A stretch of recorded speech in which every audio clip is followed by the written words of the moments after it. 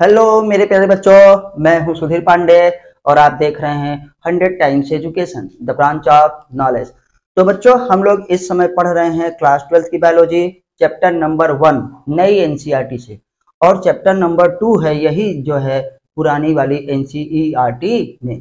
तो बेटा, हम लोग पढ़ रहे हैं sexual reproduction in flowering plants, और हम जो है पॉलन ग्रेन तक पहुंच चुके हैं। पॉलन ग्रेन का एक लेक्चर हुआ था, छोटा सा 17-18 मिनट का। आपने न देखा हो तो प्लीज आपसे रिक्वेस्ट है कि आप प्लेलिस्ट में जाइए न, नीट बायोलॉजी 2024 की प्लेलिस्ट है, आप उसमें जरूर देखिए। आज बेटा हम लोग पॉलन ग्रेन का ही दूसरा लेक्चर करेंगे और पॉलन के बारे में बात करेंगे। तो चलिए बच्चों, हम लोग देखते हैं पॉलन के बारे में। तो बेटा, जो पहली बार देख रहे हो उनसे रिक्वेस्ट है कि प्लीज चैनल को सब्सक्राइब जरूर करिए, वीडियो को लाइक करिए, अपने दोस्तों के साथ शेयर करिए ना, जिससे हमारे सब्सक्राइबर ज़्यादा बढ़ें और हमको जो है और भी मोटिवेशन मिले कि हम आपके लिए और भी अच्छी अच्छी जो है क्या है वीडियोस बनाएं। 100% एनसीईआरटी। बेटा, अगर नीट में सिलेक्शन लेना है तो एनसीईआरटी को ही माता, एनसीईआरटी को ही पिता, एनसीईआरटी को ही गुरु मान के चलिए। सब कुछ क्या है, एनसीईआरटी है, हम लोग बस उसको प्रस्तुत करते हैं। अगर आप बुक पढ़ना सीख गए, हमारी वीडियोस देख के आपने क्वेश्चन अगर कर लिया, तो बेटा सिलेक्शन आपका पक्का है। तो इसलिए क्वालिटी टीचिंग पढ़िए, इधर उधर का मैटर पढ़ने की जरूरत नहीं है, सिर्फ और सिर्फ एनसीईआरटी पढ़िए। तो चलिए बच्चों, हम लोग देखते हैं। अब हम पढ़ेंगे, सीधे बात करने वाले हैं पॉलन ग्रेन के स्ट्रक्चर के बारे में। तो पिछली वीडियो में हमने आपको बताया था कि देखिए, जो बेटा पोलन है, जिसे पोलन कहिए या पोलन ग्रेन कहिए, वो बेटा होता है सर्कुलर इन स्ट्रक्चर, लगभग संरचना में गोल होता है। अलग अलग क्या है बेटा, प्लांट के पोलन अलग अलग हो सकते हैं, लेकिन जनरली सर्कुलर इन स्ट्रक्चर होता है। तो बेटा इसमें दो लेयर होती हैं। जो हमारे पास ये इनर लेयर है बेटा, ये कंटिन्यू होती है, और जो बाहर वाली होती है बेटा एक्साइन, वो डिसकंटिन्यू होती है।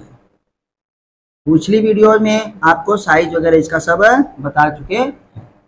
तो बेटा ये है एक्साइन, क्या है महाराज, एक्साइन। और एक्साइन किसकी बनी होती है बेटा, स्पोरो ना पोलेनिन की बनी होती है, याद रखिएगा। ये बेटा जो नीले कलर वाली है, ये है इंटाइन। क्या है, इंटाइन, इसे इंटाइन कहते हैं, जो अंदर है। ये बेटा बनी होती है सेलुलोज, एंड क्या है महाराज, पेक्टिन। सेलुलोज और पेक्टिन की बनी होती है, याद रखिएगा। जो एक्साइन है बेटा, ये क्या होती है, एक्साइन डिसकंटिन्यूअस होती है, डिसकंटिन्यूअस होती है। डिसकंटिन्यूअस का मतलब ये पूरा लगातार नहीं होती, बीच बीच में क्या है, टूटी रहती है। क्यों? क्योंकि जहां पर ये डिसकंटिन्यूअस होती है, जहां पे टूटी रहती है, वहीं से क्या है भैया, पॉलन जर्मिनेट करेगा। ये वाली बेटा जो है पेंटाइन वाली कॉन्टिन्यूअस होती है, यही याद रखिएगा, बहुत बिंदास रिवीजन होगा। कॉन्टिन्यूअस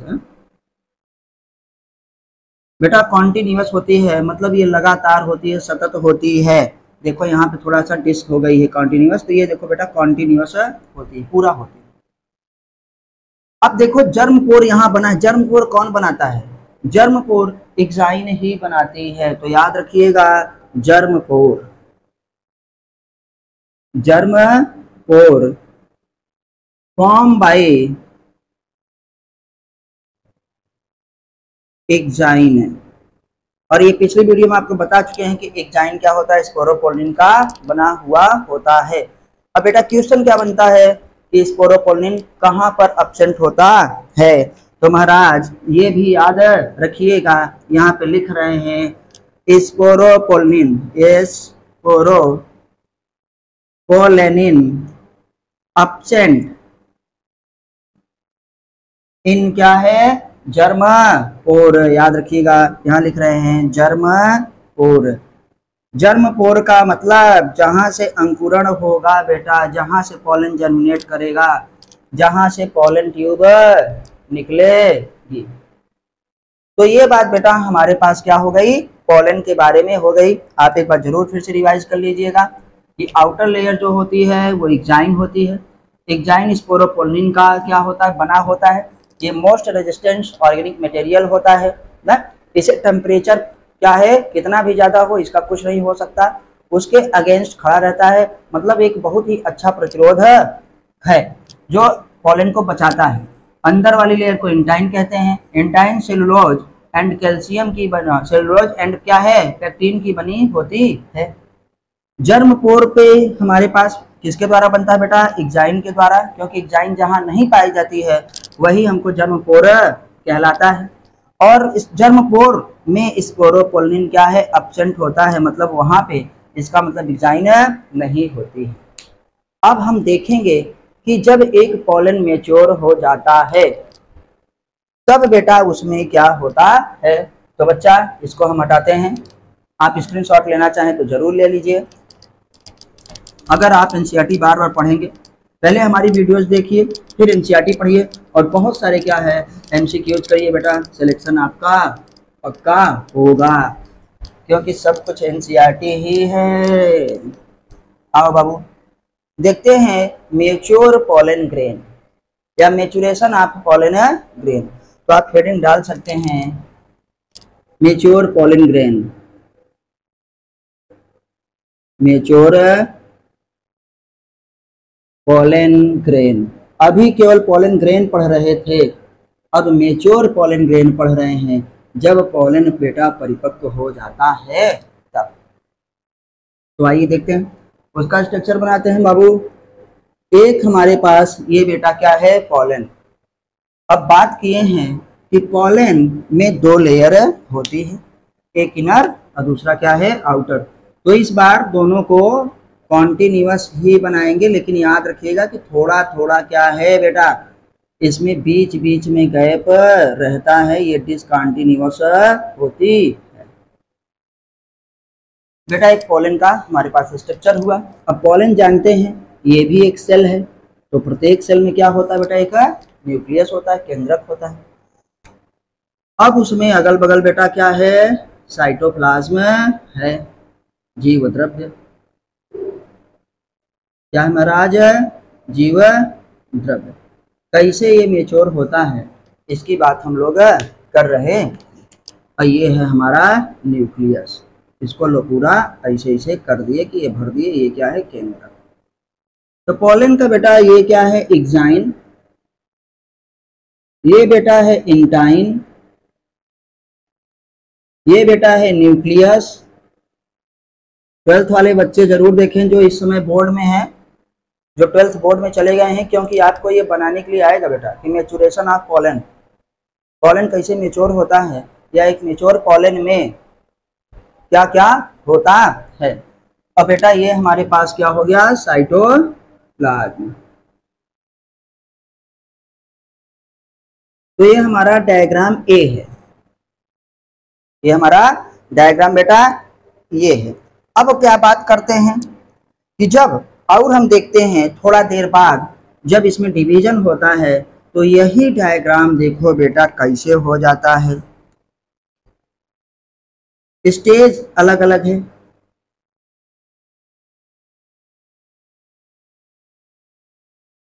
ये हुआ। ये बाहर वाली मान लो हो गई। इस बार इसको क्या बना दे रहे हैं, अंदर वाली, क्योंकि डायग्राम थोड़ा बड़ा हो गया है तो और बड़ा ना हो बेटा, इसलिए। जब पॉलन मैच्योर होता है तो बेटा केंद्रक तो रहता ही रहता है। देखो ये है न्यूक्लियस, न्यूक्लियस थोड़ा साइड में आ गया। क्यों साइड में आ गया, क्योंकि यहाँ पे हमारे पास दो इर्रेगुलर क्या है, वैक्यूल्स बनती हैं। क्या बनती हैं बेटा, दो इर्रेगुलर वैक्यूल्स बनती हैं, और बाकी साइटोप्लाज्म ऐसे ही पूरा भरा रहता है। ध्यान से देखिए, ये आपको बनाने के लिए आएगा, बोर्ड वालों के लिए, नीट में बनाने के लिए नहीं आएगा, लेकिन आपको स्ट्रक्चर पहचानना पड़ेगा बेटा। तो बेटा ये है हमारे पास वैक्यूल्स, ये, और ये बेटा क्या है, न्यूक्लियस, आप जानते हैं। तो ये महाराज हमारे पास स्ट्रक्चर क्या हो गया, बी स्ट्रक्चर हो गया। अब थोड़ा सा हम लोग स्ट्रक्चर बी देख लिए, स्टेप बाय स्टेप देख रहे हैं। अब इधर हम थोड़ा स्ट्रक्चर आपको दिखाते हैं बेटा सी, यहाँ पे या इसके बगल यहाँ इसे यही दिखा दे रहे हैं ऐसे, ये सी। अब क्या होता है, ये दोनों मिल करके एक बड़ी वैक्यूल का निर्माण कर देते हैं। थोड़ा सा छोटा बनाएंगे ताकि थोड़ा सा जगह वहां बच जाए। देखिए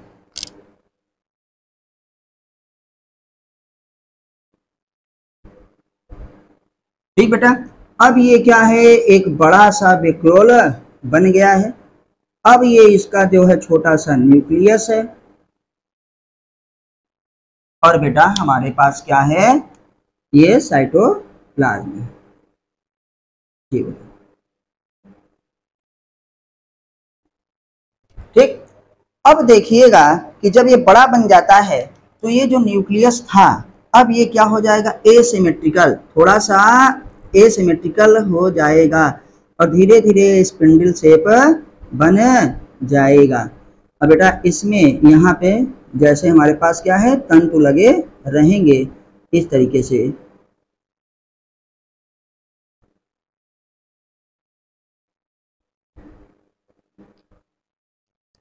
तो अब हम देखते हैं, ये बेटा क्या हो गया, ये हो गया हमारे पास न्यूक्लियस, ये क्या है, सॉरी वैक्यूल, क्या है, वैक्यूल। और ये वैक्यूल क्या है, लार्ज है, बड़ी है, याद रखिएगा। तो लिखेंगे लार्ज वैक्यूल। और ये बेटा क्या, एसिमेट्रिकल, क्या, स्पिंडल फाइबर ना, तो स्पिंडल यही न्यूक्लियस में बनता रहता है, तो लिखेंगे एसिमेट्रिकल। स्पिंडल मतलब आप जानते हैं कि हमारे पास क्या हो गया, तुर्की क्या है, एसिमेट्रिकल ना, जिसकी सिमेट्री सही नहीं है, एक तुर्क है, फाइबर कहा जाता। अब लास्ट में बेटा जो हमारे पास बनेगा सी, ये चारों आपको जरूर देखना है। स्टेज ऑफ क्या है, मैच्योरेशन ऑफ पॉलन ग्रेन है। एक पॉलन ग्रेन बेटा कैसे मैच्योर होता है, भाई साहब जरूर इसको अच्छे से समझिए। देखिए बेटा ज़्यादा यहाँ पे हाइपर होने की जरूरत नहीं है, ज़्यादा न चीखना है न चिल्लाना कि ऐसे पढ़ा रहे वैसे पढ़ा रहे हैं। सिर्फ आपको अपना टॉपिक पढ़ना है, न स्क्रीन देखनी है, न मैम की नौटंकी सुननी है, न टीचर का भौकाल देखना है, सिर्फ बेटा पढ़ना है। अगर आप कंसंट्रेट होकर के यूट्यूब में पढ़ रहे हैं तो बेटा सिर्फ और सिर्फ पढ़ाई पे ध्यान दीजिए, अपना सिलेबस देखिए, अपना मैटर देखिए और एनसीईआरटी पढ़िए, तभी आपका सिलेक्शन होगा। नहीं तो आप टाइम बेकार कर रहे हैं बेटा। सबसे ज़्यादा सिर्फ मैटर पे हम लोग पढ़ाते बहुत हैं, वो भी 100% सिलेक्टिव, याद रखिएगा। मेन काम है पढ़ाना, बाकी चीजें बाद में हम लोग करते हैं। अब बेटा जब हमको एक मेच्योर स्पर्म बनेगा पॉलन, तो इसको थोड़ा सा और बनाएंगे बड़ा। तो देखो बेटा बना रहे हैं क्या है, थोड़ा सा बड़ा बताए हैं ना, लगभग गोल होता है, जरूरी नहीं कि 100% गोल ही हो, और सबका पॉलन अलग अलग होता है। किसी का तंतु के रूप का रहेगा, किसी का बेटा क्या है आर्किटेक्चर अलग हुआ, बताए हैं एग्जाइन वाला जो आर्किटेक्चर होता है किसी भी तरह का हो सकता है। तो बेटा अब हम बात करते हैं, तो एक ये देखो ऐसे बनता है, ये पूरी बड़ी सेल है, वेजिटेटिव सेल, इसे क्या कहेंगे बेटा, वेजिटेटिव सेल। एक क्या है बेटा, मैच्योर पॉलन ग्रेन में 2 सेल होती हैं, पहली है वेजिटेटिव सेल। अब वेजिटेटिव सेल में अंदर ही क्या, वेजिटेटिव सेल के साइटोप्लाज्म में एक ऐसे स्पिंडल क्या है शेप हमारे पास सेल बनती है, जिसे हम क्या कहते हैं, जनरेटिव सेल। और जनरेटिव सेल में इसका जो न्यूक्लियस होता है, ये इर्रेगुलर शेप का न्यूक्लियस होता है। अभी रेगुलर था गोला गोला, अब क्या हो गया बेटा, इर्रेगुलर हो गया। और हमारे पास जो वेजिटेटिव सेल में है वो भी इरेगुलर, लेकिन क्या है, लार्ज न्यूक्लियस होता। तो बेटा याद रखिएगा ये जो है न्यूक्लियस, और क्या है ये वाला न्यूक्लियस, जो बड़ा न्यूक्लियस है इरेगुलर शेप का वो वेजिटेटिव सेल का है, क्योंकि वेजिटेटिव सेल बड़ी होती है। वेजिटेटिव सेल के साइटोप्लाज्म में ये जनरेटिव सेल क्या है, तैरती रहती है, यहाँ है कभी यहाँ आ जाएगी कभी यहाँ जाएगी, क्योंकि उसके साइटोप्लाज्म में ही घूमती रहती है। तो बेटा ये हमारे पास क्या हुआ, वेजिटेटिव सेल, यहाँ लिख दे रहे हैं वेजिटेटिव सेल, याद रखिए। और ये बेटा है जनरेटिव सेल, जनरेटिव सेल मतलब वेजिटेटिव सेल को हिंदी में महाराज कहते हैं क्या, कायिक क्या है, कोशिका, और इसको कहते हैं जनरेटिव सेल को बेटा कहते हैं जनन कोशिका। तो जो जनन कोशिका है, जो जनरेटिव सेल है, वो क्या है बेटा, देखो यहाँ पर पूरा वेजिटेटिव सेल के साइटोप्लाज्म में तैरती रहती है। वेजिटेटिव सेल का न्यूक्लियस लार्ज होता है ना, मतलब बड़ा होता है, इरेगुलर शेप का होता है, और इसका हमारे पास ना स्पिंडल शेप का न्यूक्लियस होता है, ये जरूर याद रखिएगा। तो बेटा ये साइटोप्लाज्म है किसका, वेजिटेटिव सेल का, इसमें क्या होता है, रिजर्व फूड मटेरियल होता है, और ये क्या करता है, न्यूट्रिशन प्रोवाइड करता है किसको, जनरेटिव सेल को। और जनरेटिव सेल में ही क्या होता है, जब पॉलन जर्मिनेट करने लगता है यहाँ से, तो जनरेटिव सेल से ही 2 मेल गैमेट निकलते हैं। तो बात यही हो रही है कि भैया 60% एंजियोस्पर्म में जो पॉलन ग्रेन क्या होता है, शेडिंग होती है, शेड मतलब झरना, मतलब जब पराग से वो झरेगा, स्फुटन होगा, जो बिखरेगा, तो वो 2 सेल स्टेज में होती है, एक बेटा वेजिटेटिव सेल और दूसरा क्या है, जनरेटिव सेल। उसके बाद जब यहाँ से मान लो कहीं से, यहाँ से बताए ना कि यहाँ से एग्जाइन ऐसे कटी है, यहाँ से बेटा पॉलन क्या ट्यूब रिलीज होगा, देखो ये जब जर्मिनेशन होगा तो यहाँ से पॉलन ट्यूब निकलेगी, और पॉलन ट्यूब से बेटा क्या है, 2 मेल गैमेट रिलीज होंगे, और कहाँ पे जाएंगे बताइए, फीमेल क्या है, एग पेग के पास, ओवरी के अंदर। तो याद रखिएगा कि एक मेच्योर में 2। तो ये डायग्राम आप लोग जरूर देखिए, चाहे तो आप स्क्रीनशॉट ले लीजिए बेटा। ये स्टेज है किसके लिए, और ये हमारे पास डी है, जिसे हम कहेंगे डी बोले तो मेच्योर, क्या है बेटा, एक मेच्योर पॉलन है, याद रखिए। ये क्या है, मेच्योर पॉलन, यहीं पे लिख दे रहे हैं ताकि आपको दिखे, मेच्योर पॉलन। चलिए बेटा, तो ये है स्टेज ऑफ क्या है हमारे पास है, पॉलन मैचुरेशन। अब बेटा स्क्रीनशॉट आप ले चुके होंगे, तो चलिए इसी को हम बताते हैं, लास्ट वाला रखेंगे, बाकी को बेटा मिटा देंगे। प्लीज़ भाई लोग आपसे रिक्वेस्ट है कि आप हमारा सपोर्ट जरूर करिए प्यारे बच्चों, आपको बेस्ट जो है बायोलॉजी मिलेगी, चाहे आप जो है 9th में हो, चाहे 10th में, चाहे 11th में, और चाहे आप बोर्ड में हो, CBSE के हो, ICSE के हो ना, यूपी बोर्ड के हो, किसी भी बोर्ड के हो, और नीट के लिए तो आपको कन्फर्म ही पता है बेटा कि बिना NCERT पढ़े कुछ होगा नहीं, अब चाहे वो स्टेट हो चाहे कुछ भी, क्योंकि सारे स्टेट वाले NCERT को ही फॉलो करते हैं।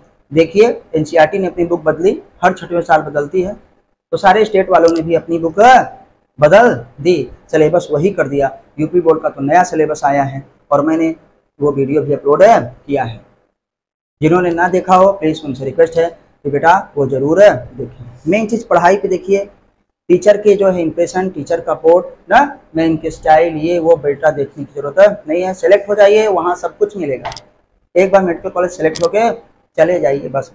आइए देखते हैं बेटा, इसको हटाते हैं, मेच्योर वाली बनी रहेगी, बाकी सब हटाते हैं, क्योंकि हमको लिखना है कि एक मेच्योर पॉलन ग्रेन में कितनी सेल होती हैं, तो बेटा यही सब हमको पढ़ना है।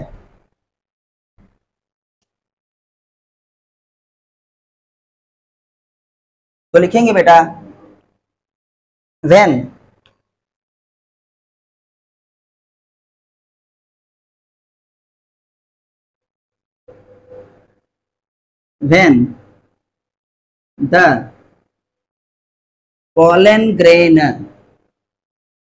when the pollen grain mature.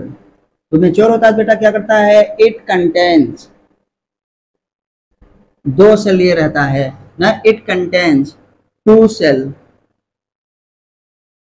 क्या बेटा, इट कंटेन्स कितने सेल को करता है, टू सेल्स को करता है। अब आते हैं उनका नाम देखेंगे। पहला नंबर 1 क्या होता है बेटा, वेजेटेटिव सेल। ये देखो डायग्राम में दिख रहा है, बड़ी होता है वेजेटेटिव सेल, इसीलिए डायग्राम बेटा आपको बना के दिखाए, सब कुछ आपके सामने, ताकि आप भी साथ साथ वही पढ़ते जाइए। पहले से लिखा रहता मजा नहीं रहता, पीडीएफ आगे सरकाते जाइए, सब कुछ एनसीईआरटी ही दिख रहा है, मजा नहीं आता।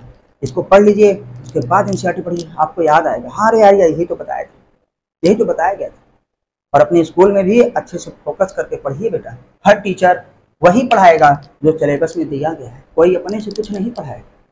तो बेटा सब कुछ एनसीईआरटी की है, प्लीज जितने सेलेक्ट हुए हैं या हर बार का पेपर देख लीजिए, सिर्फ एनसीईआरटी का बोलबाला है।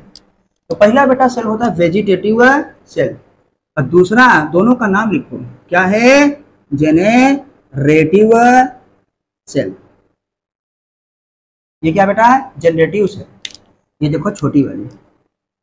अब बात करते हैं, यहां से लिखना चालू करेंगे, स्पेशली वेजिटेटिव सेल के बारे में थोड़ा सा और देखते हैं। वेजिटेटिव सेल क्या है, लार्ज सेल होती है। क्या बेटा, लार्ज सेल ना। और क्या है, साइटोप्लाज्म ऑफ वेजिटेटिव सेल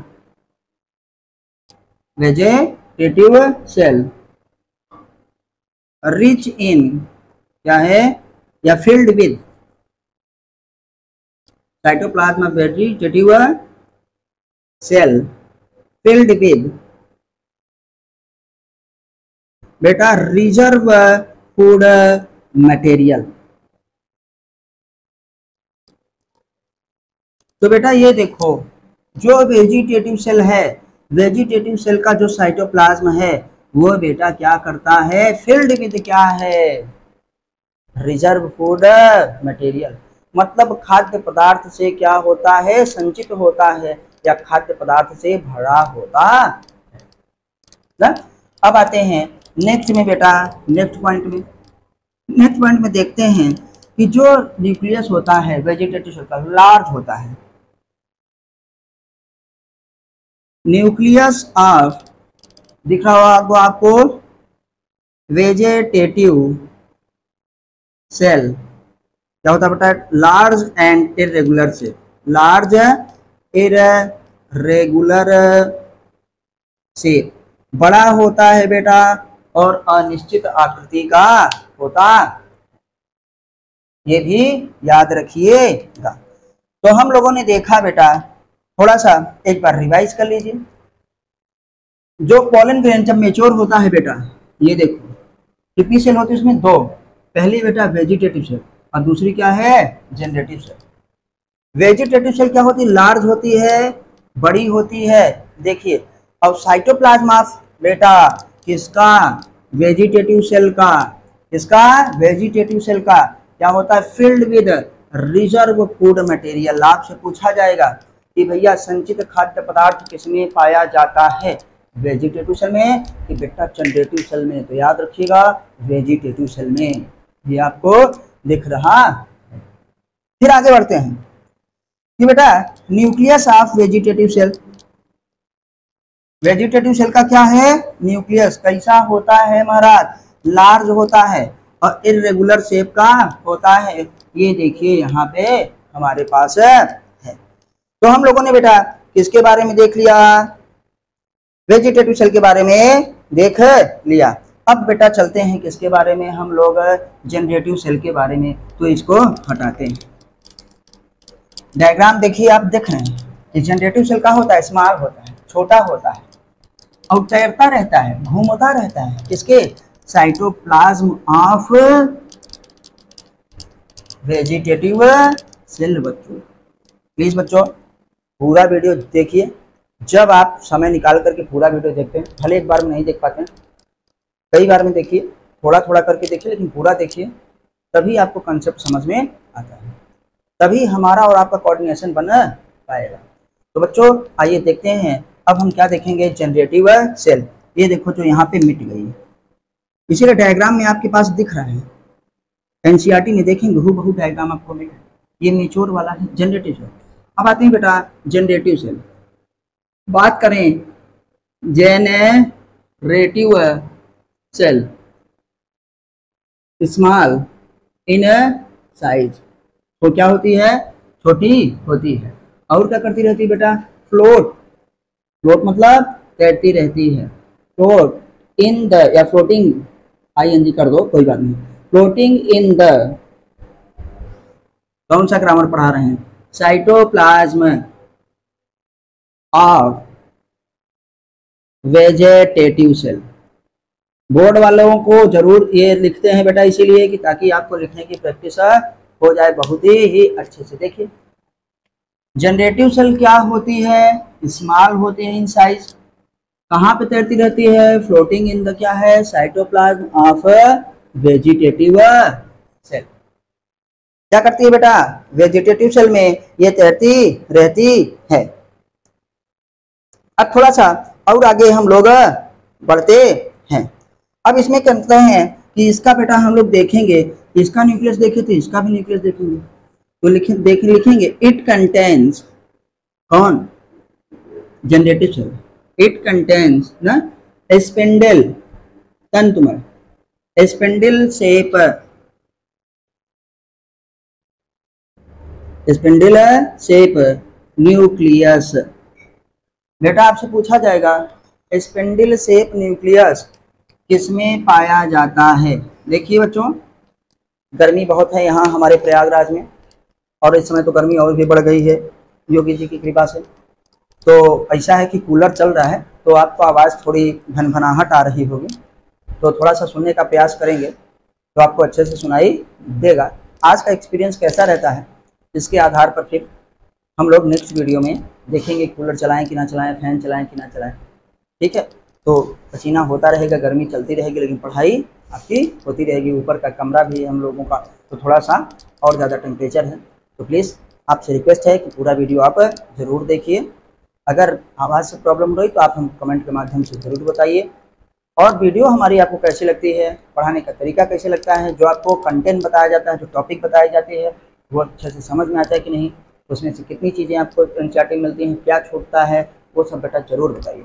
और अपने सुझाव भी कमेंट के माध्यम से ज़रूर दीजिए। तो बेटा आइए हम लोग देखते हैं कि स्पिंडल शेप न्यूक्लियस किसमें पाया जाता है। स्पिंडल शेप न्यूक्लियस हमारे पास क्या होता है बेटा, जनरेटिव सेल में पाया जाता है। अच्छा, और इसमें हम आउट देखते हैं कि जब ये होता है तो इसमें क्या है, डेंस साइटोप्लाज्म। ये जो इसका साइटोप्लाज्म है, जिसका इसका साइटोप्लाज्म था ना, अब इसका भी साइटोप्लाज्म है। स्पिंडल शेप न्यूक्लियस एंड क्या है, एंड बेटा क्या है, डेंस साइटोप्लाज्म, डेंस साइटोप्लाज्म। अब याद रखिए, अब नेक्स्ट पॉइंट बहुत इंपॉर्टेंट है कि 60% जो एंजियोस्पर्म है बेटा, उसमें पॉलन इसी टू सेल स्टेज में क्या है, झड़ता है। टू सेल स्टेज का मतलब कि पॉलन में दो सेल होती हैं, दो, एक है वेजिटेटिव सेल और क्या है, जनरेटिव सेल, और रिमेनिंग जो होते हैं उसमें 3 सेल स्टेज होता है। क्योंकि सीडिंग होने से पहले, झरने से पहले ही क्या है बेटा, ये जनरेटिव सेल डिवाइड होती है माइटोटिकली और क्या है, 2 मेल गैमेट बना देती है। तो ये लिखना बहुत ही इम्पोर्टेंट। अब थोड़ा यहाँ से लिखेंगे क्योंकि हमको जगह चाहिए थी। आप ये बेटा आगे बढ़ जाते हैं, आप नहीं पढ़ पाते हैं तो फिर से बैक करके देख लीजिए। आप पॉज करके लिख सकते हैं, बैक करके देख सकते हैं। तो बेटा अब थोड़ा सा आगे बढ़ते हैं। इन क्या है, most of the angiosperm, most of the angiosperm मतलब 60%। तो जो एनसीईआरटी में डेटा है बेटा वो जरूर याद है रखिएगा। लिखते हैं, देखिए अभी ये बना है, इन 60% एंजियोस्पर्म, एंजियोस्पर्म आप समझ गए, आवृतबीजी पौधे, फूल वाले ना, फ्लावरिंग प्लांट। इन 60% angiosperm pollen grain sheet, sheet मतलब बेटा झड़ना, सीड ना, झड़ता है। इन 60% एंजियोस्पर्म पॉलन ग्रेन क्या है, सीड। दिस दिस मतलब ये जो दो सेल स्टेज हैं, this two cell stage, two cell stage, two cell stage का मतलब एक में बेटा क्या होगा, एक सेल क्या होगी, वेजिटेटिव सेल, और दूसरा क्या होगी बेटा, जेनेरेटिव। याद रखिएगा, टू सेल स्टेज का मतलब पॉलन में जब एक वेजिटेटिव सेल हो और दूसरा क्या हो, हमारे पास है बेटा जेनेरेटिव सेल हो। अब यहाँ नेक्स्ट वाले पॉइंट में आप देखिए, रिमेनिंग ना एंजियोस्पर्म, इन रिमेनिंग एंजियोस्पर्म मतलब अबाउट 40%। इन रिमेनिंग, एनसीईआरटी की लाइन वर्ड्स समझना बहुत जरूरी है बेटा, क्योंकि क्वेश्चन उसी के अकॉर्डिंग बनेंगे, वही वर्ड यूज होंगे, वो लाइन टू लाइन उठा के रख देते हैं, डेटा उठा के रख देते हैं। तो इसलिए हम पढ़ाते वक्त अपने से चाहे जैसे पढ़ाएं, लेकिन जब लिखते हैं या अपने कॉलेज में ना बच्चों को लिखवाते हैं तो बेटा एनसीईआरटी की लाइन ही बोलते हैं, ताकि वही सुन सुन के वही बार बार याद आके आपको है। 10 किताबें, 10 नोट्स, 10 कोचिंग का सिलेबस पढ़ने से कुछ नहीं होगा, 10 जगह यूट्यूब से देखने से कुछ नहीं। एक ही चीज़ को बार बार देखेंगे तो याद आता है, अरे यार हाँ हाँ यही लिखा था, या हाँ भाई यही सर बताए, दिमाग में अरे यार यहीं ऊपर कहीं लिखा, समझ गए बउआ। तो याद रखिएगा, इन रिमेनिंग क्या है, एंजियोस्पर्म। रिमेनिंग का मतलब कितना, 40%, क्योंकि 60 में टू सेल स्टेज में होता है ना, 40% में इन रिमेनिंग एंजियोस्पर्म कितना, 40%। जनरेटिव सेल, जेनेरेटिव सेल ना, डिवाइडेड ना माइटोटिकली, समसूत्री कोशिका विभाजन के द्वारा, माइटो या मियोटिकली लिखिए या mitotically, mitotically in two male gametes.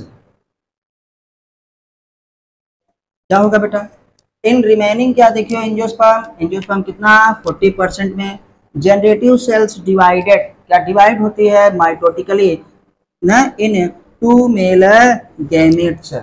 जब दो मेल गैमेट डिवाइड हो गया ना, या प्रोड्यूस किया टू मेल गैमेट, तो बेटा कितनी सेल स्टेज हो गई, 3 सेल। दो मेल गैमेट वो भी सेल ही है, और ये क्या है, वेजिटेटिव सेल्स ना।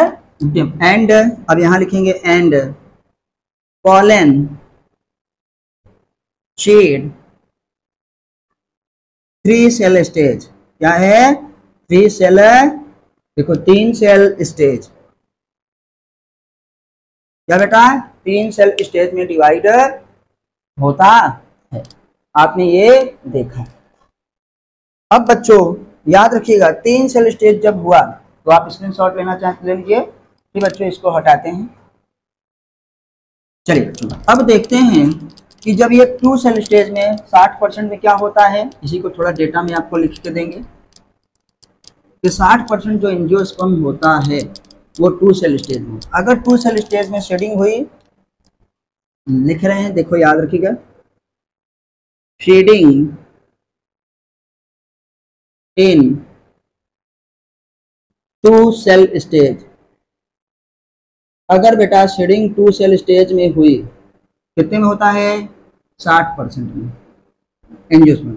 2 सेल स्टेज में हुआ तो उसमें एक सेल होगी क्या, वेजिटेटिव सेल, ये देख रहे हैं जो 60% एंजियोस्पर्म में होता है। दूसरी सेल क्या होगी बेटा, जनरेटिव सेल। अब बेटा यहां पे आते हैं, अगर शेडिंग 3 सेल स्टेज में हुई, अगर शेडिंग बेटा झरा जो है फ्लावर एंथर से, शेडिंग इन 3 सेल स्टेज,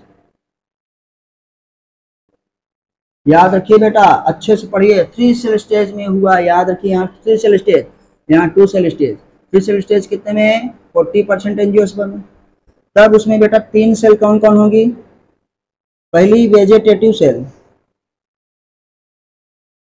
और दूसरी बेटा अब क्या होगा, 2 मेल गैमेट। अब जनरेटिव सेल ही क्या हुआ था, 2 मेल गैमेट प्रोड्यूस कर देता है, 2 मेल गैमेट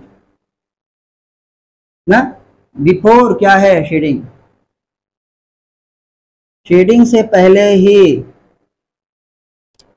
शेडिंग से पहले ही ये जनरेटिव सेल 2 मेल गैमेट को प्रोड्यूस कर देता है, या समसूत्री कोशिका विभाजन के द्वारा 2 मेल गैमेट में डिवाइड हो जाता है। तो बेटा एक मेच्योर पॉलन के बारे में हम लोगों ने पूरा अध्ययन कर लिया, मैच्योरेशन ऑफ पॉलन हमने देख लिया। ये बेटा पॉलन का जो है दूसरा पार्ट था। अब हम पॉलन का तीसरा पार्ट देखेंगे नेक्स्ट वीडियो में, जिसमें हम पॉलन की एलर्जी, मतलब पॉलन हमारे लिए कैसे हानिकारक है और पॉलन हमारे लिए कैसे बेनिफिशियल है, इसके बारे में पढ़ेंगे। एक बेटा हम आपको और जो है अपना फार्मूला बताना चाहेंगे, इसको हटाते हैं बेटा, थोड़ा इसको याद करिएगा अच्छे से, कि जब ये 2 सेल स्टेज में है तो एक वेजिटेटिव सेल है, एक क्या बेटा, जनरेटिव सेल, और जब 3 सेल स्टेज में शेडिंग होती है तो एक वेजिटेटिव सेल और 2 क्या है बेटा, मेल गैमीट। अब थोड़ा सा एक चीज और, आप एक सूत्र याद रखिए, ACP ना, आप जानते हैं कि ACP को हम लोग सामान्यतः क्या कहते हैं, असिस्टेंट कमिश्नर ऑफ पुलिस। तो ACP ना बटे में कर दीजिएगा 2 3 4 234, याद रखिएगा। ये बेटा शेडिंग का है। A से एंजियोस्पर्म, एंजियोस्पर्म में 2 सेल स्टेज, C से बेटा साइकस में 3 सेल स्टेज में, और पाइनस में बेटा क्या है, 4 सेल स्टेज में पॉलन ग्रेन की शेडिंग होती है, याद रखिएगा। ACP 234 ये हमारे सिंग सर का बताया हुआ फार्मूला है ना बेटा, ACP। तो हम देखते हैं एंजियोस्पर्म में 2 सेल स्टेज में पॉलन सीड करता है, झड़ता है, साइकस में बेटा 3 सेल स्टेज में, और पाइनस में बेटा 4 सेल स्टेज में करता है। तो बच्चों हमारी ये वीडियो आपको कैसी लगी, आप हमको कमेंट के माध्यम से जरूर बताइए, ताकि हम आपके लिए और भी अच्छा बेस्ट कर सकें, अपने लिए भी बेस्ट करें और आपके लिए आप लोग हमको सपोर्ट करिए। चैनल को अपने दोस्तों से भी सब्सक्राइब करवाइए ना, ज़्यादा से ज़्यादा शेयर करिए ना, फेसबुक पे, व्हाट्सएप पे, इंस्टाग्राम पे, जहाँ भी आप चाहें ना, और कमेंट के माध्यम से आप हमको जरूर बताइए। अगर आपको बेटा जो है 100% NCERT तैयार करनी है तो बेटा हमारी वीडियोस देखिए और NCERT पढ़िए, बहुत सारे MCQs करिए, बिना क्वेश्चन करे कुछ भी नहीं होगा, और सिर्फ पढ़ाई करिए। फिर मिलते हैं बच्चों अगली वीडियो पे, तब तक नमस्ते, जय हिंद, जय भारत, वंदे मातरम।